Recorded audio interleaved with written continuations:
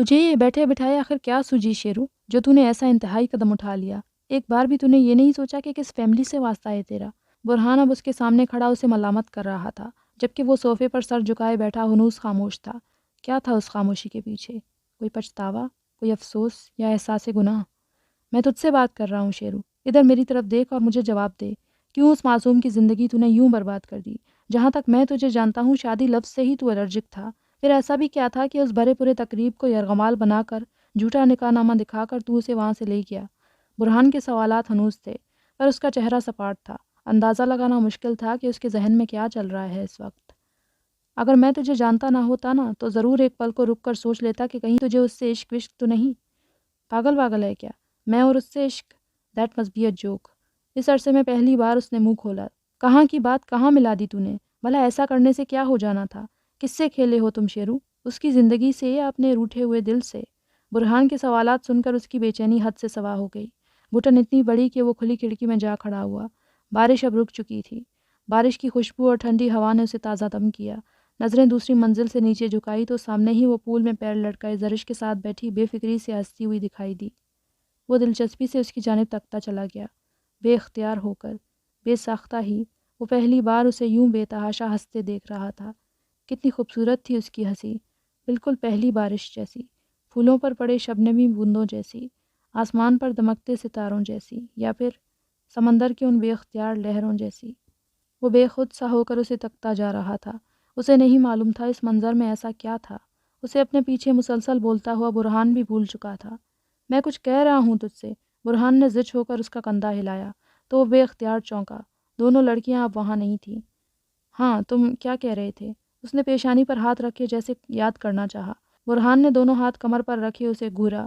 ایک تو اتنے مشکل الفاظ بول کر میں تجھے نصیحت کر رہا تھا، اور اب پتہ چلا کہ ماشاءاللہ سے ہمارے غازی صاحب سن ہی نہیں رہے تھے۔ اس نے اس کے شانے پر زوردار مکہ رسید کیا۔ میں نہیں جانتا یہ سب کیسے ہوا مجھ سے، بہرحال یہ سب میرا پلان نہیں تھا، اس نے بے نیازی سے کہا۔ برہان نے حیرت سے اسے دیکھا۔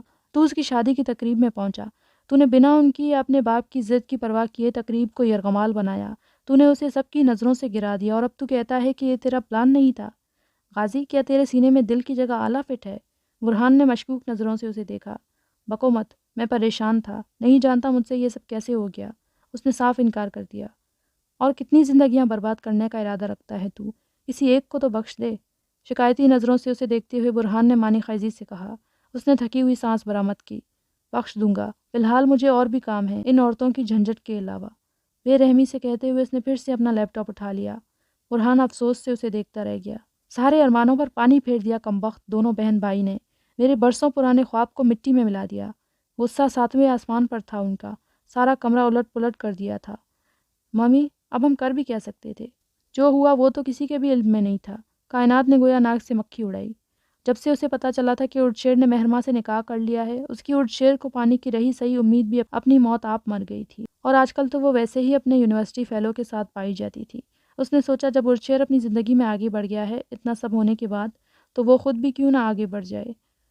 تمہاری اسی لاپرواہی نے ہمیں یہ دن دکھایا ہے کائنات کہ وہ کل کی آئی لڑکی غازی خاندان کی اکلوتی بہو بن کر بیٹھ گئی ہے، اوپر سے مہک بھی گئی ہمارے ہاتھ سے۔ وہ بے قراری سے یہاں سے وہاں ٹہل رہی تھی۔ غصہ تھا کہ کسی طور کم ہونے میں نہ آ رہا تھا۔ مہک ویسے بھی آپ کے ہاتھ میں کب تھی ممی؟ اور فرض کریں اگر وہ خود سر اور ضدی لڑکی آپ کی بہو بن جاتی اور میرے اکلوتے بھائی کی بیوی، آپ کو تو وہ ناکوں چنے چبوا دیتی۔ کائنات نے طنزیہ ہنسی ہنس کر کہا۔ اس لیے کہتی ہوں شکر ادا کریں کہ اس سے ہم بچ گئے۔ تم اپنی یہ عقل مندی والے باتیں سنبھال کر رکھو۔ اوپر سے وہ 2 ٹکے کی لڑکی آج کل میرے برہان کے سر پر سوار رہنے لگی ہے۔ مجھے کچھ تو کرنا ہی پڑے گا۔ اب مزید نقصان کی میں متمنی نہیں ہو سکتی۔ چیل جیسی آنکھیں چھوٹی کیے وہ اب عقل کے گھوڑے دوڑا رہی تھیں۔ کیا سوچا پھر؟ مجھے بھی بتائیں، کائنات نے اب کے دلچسپی سے پوچھا۔ جب وقت آیا تب تمہارے ساتھ ساتھ باقی سب کو بھی پتہ چل ہی جائے گا کہ آخر میں چیز کیا ہوں، پرسوچ انداز میں انہوں نے جواب دیا، جبکہ کائنات انہیں بس دیکھ کر رہ گئی۔ شادی ہال برقی کمکموں سے سجا اس وقت بقائے نور بنا ہوا تھا۔ شہر کے عمرا روسا اور بڑے بڑے عہدوں پر براجمان کئی ایک ہستی بلال اور مہک کی شادی میں شریک ہونے کے لیے آئے تھے۔ کسی کی زبان پر کوئی سوال نہ تھا، کسی ایک نے بھی یہ سوال نہیں اٹھایا تھا کہ منگنی یا دوسری کسی بھی قسم کی تقریب کے بجائے یہ ڈائریکٹ شادی کیوں کروائی جا رہی تھی، کیونکہ وہ کوئی عام لڑکی نہیں تھی، وہ تو مہک عثمان تھی، وہ عثمان غازی جس کا شہر بھر میں ایک نام تھا۔ اپنے وقت کے وہ سب سے مشہور بزنس مین تھے، دولت ان کے گھر کی باندھی تھی، تو شہرت و عزت ان کے غلام۔ تو ایسے شخص پر سوال اٹھانے سے متعلق کوئی احمق ہی ہوتا جو سوچتا۔ سوال تو جہانزیب صاحب جیسے متوسط طبقے سے تعلق رکھنے والے لوگوں پر اٹھائے جاتے ہیں، جن کو بآسانی کٹہرے میں لا کھڑا کیا جاتا ہے تاکہ ان کی بیٹی مہرو پر لوگ چاہے جتنے سوال اٹھائیں۔ درِ پردہ لوگ چاہے جتنی سرگوشیاں مہرمہ جہانزیب سے متعلق کرتے، مگر مسز مہرمہ غازی سے سوال کرنے یا اس پر انگلی اٹھانے کی کسی میں ہمت نہ تھی، کیونکہ وہ عثمان غازی کی بہو اور غازی اردشیر کی بیوی تھی، جو اتنی ہی معتبر تھی جتنے کہ غازی خاندان کے باقی افراد۔ الٹا سب انہیں مبارکبادی دے رہے تھے۔ سیاہ رنگ کے سلور کام والے ساڑی میں ملبوس، لمبے بھورے بالوں کو گھنگریالے کر کے چہرے کے بائیں طرف کو ڈالے، ہلکے ڈائمنڈ سیٹ اور پارٹی میک اپ کے ساتھ وہ مکمل طور پر ان کے رنگ میں رنگی نظر آ رہی تھی۔ یہ بھی نگہت بیگم کی فرمائش تھی کہ وہ مہک کے ساتھ جا کر پارلر سے تیار ہو کر آئے۔ وہ بھی آج کل خاموش خاموش سی ایک روبوٹ کی طرح ان کے ہر حکم پر سر تسلیم خم کر دیتی تھی۔ نگہت بیگم اس کا تعارف اپنے حلقے کے مختلف لوگوں سے کروا رہی تھی۔ وہ بھی مصنوعی مسکراہٹ سجائے فردن فردن سب سے مل رہی تھی۔ در حقیقت اس مصنوعی ماحول اور مصنوعی لوگوں کے درمیان مہرمہ جیسی کھری اور خالص لڑکی کے لیے سانس لینا بھی دشوار تھا۔ بلال اور مہک دونوں ہی رنگ برنگے پھولوں اور برقی کمکموں سے سجے اسٹیج پر براجمان تھے۔ ڈیپ ریڈ کلر کے سنہرے کام والے بھاری بھرکم لہنگے میں پور پور سجی مہک عثمان موم کی گڑیا ہی لگ رہی تھی۔ بلال لاشعوری طور پر ہی کنکھیوں سے اسے دیکھنے پر مجبور ہو جاتا تھا، جبکہ وہ قاتل حسینہ اس سے بے نیاز جانے وہاں بیٹھی بھی کیسے تھی۔ اسے ہمیشہ سے ہی اس مغرور اور اپنی ذات میں مگن حسینہ نے یوں ہی بے بس کر کے اپنی جانب کھینچا تھا، مگر تب وہ نہیں جانتا تھا کہ آنے والے وقتوں میں مہک کی محبت اس کے دل میں اپنی جڑیں اس طور مضبوط کر لے گی کہ وہ یوں بے بس ہو کر رہ جائے گا۔ وہ شادی ہال سے باہر کسی کام سے گئی تھی اور اب یہ انٹرنس وے پر قدم دھرا ہی تھا کہ کسی نے بے دردی سے اس کا بازو دبوچ کر اپنی جانب کھینچا۔ وہ لڑکھڑا کر کسی کے حصار میں قید ہو گئی اور اس سے قبل کہ اس کی چیخ نکلتی اردشیر نے سختی سے اس کے منہ پر ہاتھ رکھ لیا۔ مہرمہ پھٹی پھٹی آنکھوں سے اس کی جانب دیکھتی رہ گئی، جبکہ اس کے مضبوط ہاتھ نے اس کا پورا چہرہ ڈھانپ رکھا تھا، سوائے آنکھوں کے۔ کتنی اچھی لگتی ہو تم جب خاموش خاموش سی رہتی ہو، ورنہ تو 24 گھنٹے پٹر پٹر کرتی رہتی ہو۔ وہ دونوں نیم اندھیرے میں کھڑے تھے، کوئی ان کی جانب متوجہ نہ تھا۔ اس کا اتنا ہی کہنا تھا کہ مہرو نے اپنے ہاتھ میں پکڑی کوئی ننھی سی نوکیلی شے اس کے ہاتھ میں گھونپ دی۔ اس اچانک افتاد پر اردشیر نے فوراً ہاتھ پیچھے کھینچ لیا، جہاں خون کی سرخ بوند ابھر آئی تھی۔ تم انسان بن جاؤ اور دوسروں کو بھی انسان سمجھنا سیکھ لو تو بہتر ہوگا، وہ تیکھے پن سے گویا ہوئی۔ وہ دلچسپی سے اسے دیکھنے لگا۔ کیا کہا تھا تم نے کہ میں دھوکے باز ہوں، جھوٹ بول کر تمہیں تمہاری فیملی سے دور کرنا چاہتا ہوں؟ تو اب تم فیصلہ کر کے مجھے بتاؤ کہ کس نے کتنا جھوٹ بولا تم سے؟ اپنے بھائی کے بارے میں اب کیا خیال ہے تمہارا؟ اس نے تمسخرانہ لہجے میں کہتے ہوئے اس کا مذاق اڑایا تھا۔ ضبط کے کڑے مرحلے سے گزرتے مہرو کی آنکھوں میں نمی اتر آئی۔ دکھ اس کے الفاظ کا تھا یا اپنوں کا اسے یوں ایک ہی پل میں پرایا کر دینے کا؟ فیصلہ کرنا مشکل تھا۔ وہ بری طرح مضبوط گرفت میں پھنسی اس کے کشادہ سینے پر زور لگا کر اسے خود سے پرے کرتے ہوئے ہلکان ہو رہی تھی، مگر اردشیر کا حصار مضبوط زنجیروں کی طرح اس کے ارد گرد پھیل کر اسے جکڑے ہوئے تھا۔ مارے بے بسی کے نہ چاہتے ہوئے بھی آنسو اس کے گالوں پر پھسلنے لگے، جنہیں مقابل نے انگلی کی پوروں سے چن لیا۔ یہ آنسو سنبھال کر رکھو بیوی، ابھی تو بس شروعات ہے، ابھی تو تمہیں بہت کچھ دیکھنا اور سہنا ہے آگے چل کر، ابھی سے خود کو اتنا ہلکان نہ کرو میری جان۔ طنز بھری مسکراہٹ کے ساتھ کہتا وہ اس وقت مہرو کو زہر سے بھی زیادہ برا لگ رہا تھا، مگر وہ ایک لفظ بھی کہے بغیر سختی سے لب بینچے آنکھوں میں چبھن لیے اسے تکتی رہی تھی۔ وہ اگر اسے نہ بھی بتاتا تب بھی مہرمہ یہ اچھی طرح جانتی تھی کہ اس شخص کی سنگت میں زندگی کم از کم پھولوں کی سیرج تو ہرگز بھی نہیں ہوگی، پر اب وہ کر بھی کہہ سکتی تھی۔ اپنوں نے تو اسے پہلے ہی ٹھکرا دیا تھا، اب جو بھی تھا جیسے بھی تھا بس یہی شخص اس کے لیے واحد پناہ گاہ تھا، جو جانے کس کس کی نفرتیں اس پر لٹا رہا تھا۔ اردشیر کو بھی پل بھر کے لیے نہ جانے اس پر رحم آیا تھا یا کیا، جو ایک جھٹکے سے اس نے اسے خود سے پرے کیا، اور مزید کچھ کہے بغیر مخالف سمت چلتے ہوئے وہ اس سے دور ہوتا چلا گیا۔ وہ ہر قدم اسے خود سے دور جاتے دیکھتی رہی۔ مرون رنگ کے گولڈن کام والے انارکلی سوٹ زیبتن کیے ادھ کھلے سیاہ بالوں کے ساتھ ہلکے پھلکے میک اپ اور جولری میں زرش قریشی آج معمول سے ہٹ کر تیار ہوئی تھی۔ اس کی سنہری جلد پر یہ رنگ خوب جچتا تھا۔ وہ آئے گھر میں ہمارے خدا کی قدرت ہے، کبھی ہم ان کو کبھی اپنے گھر کو دیکھتے ہیں۔ وہ اپنے ہی دھن میں جا رہی تھی جب پیچھے سے کسی نے یہ شعر پڑھا۔ زرش رکی اور مڑ کر دیکھا۔ سیاہ ڈنر سوٹ میں ملبوس کلین شیو اور ماتھے پر سیاہ بال بکھیرے وہ دل و جان سے اس کی جانب متوجہ تھا۔ دلکش مسکراہٹ اس کے لبوں کا احاطہ کیے ہوئی تھی۔ زرش آنکھیں سکوڑ کر اسے دیکھتے ہوئے 2 قدم کا فاصلہ عبور کر کے اس کے مقابل آ گئی۔ یہ میرا تخیل تھا یا ابھی آپ واقعی شعر پڑھ رہے تھے؟ ایک ابرو اٹھا کر اس نے مقابل کا بغور جائزہ لیتے ہوئے پوچھا تو برہان خجل سا ہو گیا۔ سچ کہوں یا جھوٹ؟ اس نے فیصلہ اس پر چھوڑا۔ میرے کانوں کو جھوٹ بالکل برداشت نہیں ہوتے، فوراً جواب آیا۔ برہان نے سر کو خم دیا، پھر ایک قدم مزید آگے بڑھ کر اس کے قریب جھکا۔ زرش نے گھبرا کر آس پاس دیکھا، میوزک کا شور تھا، کوئی بھی ان کی جانب متوجہ نہ تھا۔ اگر سچ کہوں تو تمہیں دیکھ کر کوئی بدذوق بھی شعر کہنے لگ جائے۔ آپ تو جیسے سارے ہتھیاروں سے لیس ہو کر آئی ہیں آج، کچھ تو رحم کیجیے ہمارے حال پر، اس دل ناتواں پر۔ بوجھل اور گمبھیر لہجے کی سرگوشی نے زرش کو جھنجھوڑ کر رکھ دیا۔ اس کی گرم سانسیں وہ اپنے چہرے پر پڑتے محسوس کر سکتی تھی۔ زرش کا دل اس کے پورے وجود میں دھڑکنے لگا تھا۔ گھبرا کر فاصلہ بڑھاتے ہوئے وہ 2 قدم پیچھے ہٹی۔ برہان کی سیاہ آنکھوں میں دنیا جہاں کے رنگ تھے، جذبوں کا ایک جہاں آباد تھا ان آنکھوں میں۔ اس سے پہلے اس کی آنکھیں اتنی خوبصورت نہیں لگی تھیں جتنی کہ اپنا عکس ان میں دیکھ کر زرش کو اب لگ رہی تھی۔ اس کا دل جیسے اس پل کنپٹی میں دھڑک رہا تھا۔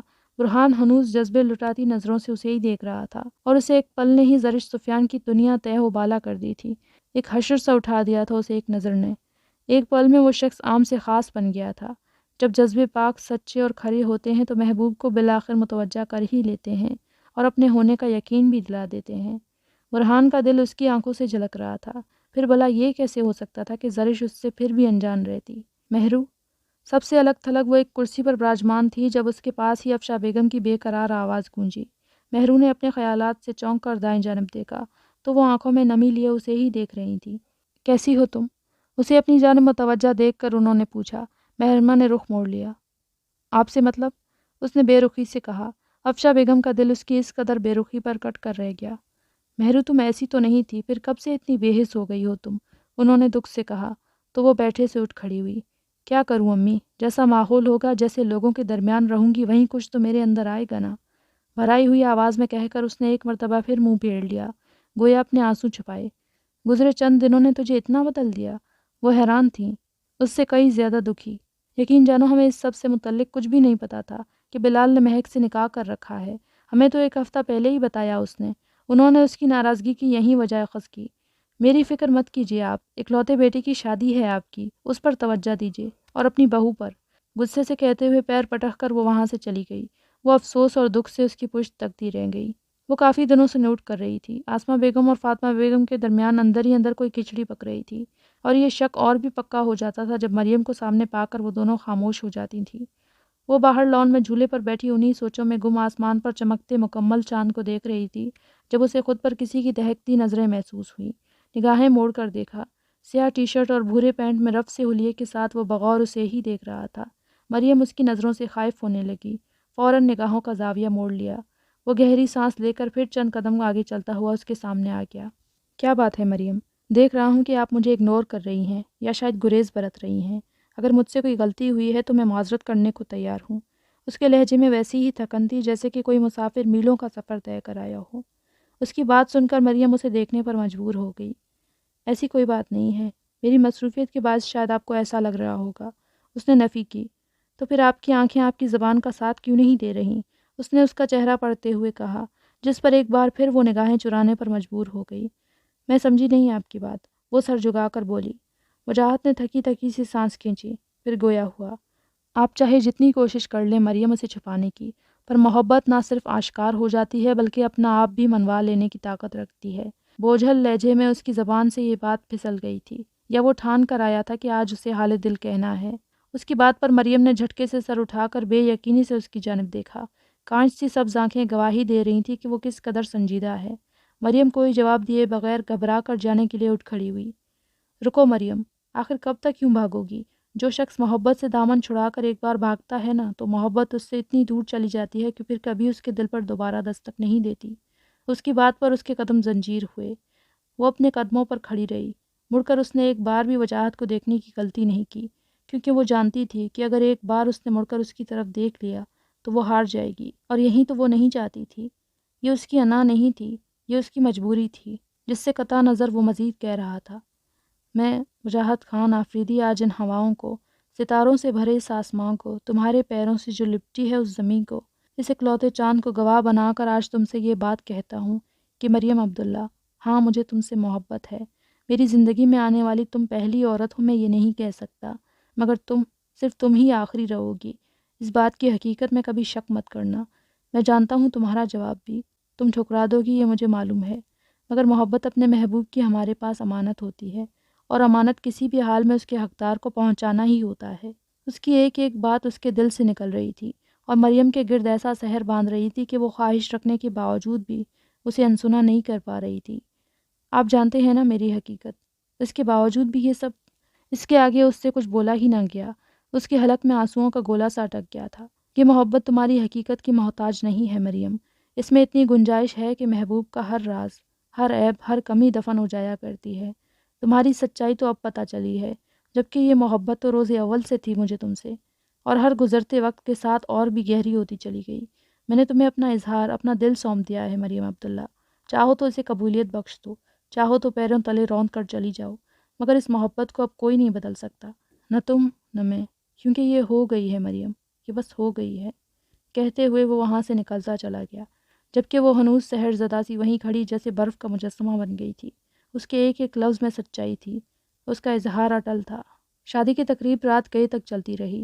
بلال اور مہک نے ایک مرتبہ پھر سب کے سامنے قبول ہے کہ الفاظ ادا کر کے اس رشتے کی مضبوطی پر مہر ثبت کی تھی۔ بیجی کے کہنے پر عثمان صاحب اور نگت بیگم نے جہانزیب صاحب اور افشا بیگم سے بات کر کے رخصتی کا شوشہ چھوڑ دیا تھا۔ مہرو کے سارے جذبات تب سے سن پڑ گئے تھے جب سے غازی ارشیر اس کی زندگی میں آیا تھا۔ کوئی کہہ سکتا تھا کہ یہ اس کے اکلوتے بھائی کی شادی تھی، جس میں وہ ہو کر بھی نہیں تھی۔ اس نے کبھی خواب میں بھی نہیں سوچا تھا کہ اس کے بھائی کی شادی یوں چپ چاپ سے ہو جائے گی اور وہ مہمانوں کی طرح اس شادی میں شامل ہو کر بھی ایک کونے میں پڑی رہے گی۔ رخصتی کے وقت نگت بیگم سے لگ کر مہک نے اپنے دل کا سارا درد اپنے آنسوؤں کے ساتھ بہا لیا، اور بالآخر روتی دھوتی ہوئی مہک عثمان، اب مہک بلال عالم بن کر ڈھیروں دعاؤں اور قرآن پاک کے سائے تلے رخصت کر دی گئی تھی، زندگی کا ایک نیا باب شروع کرنے کے لیے۔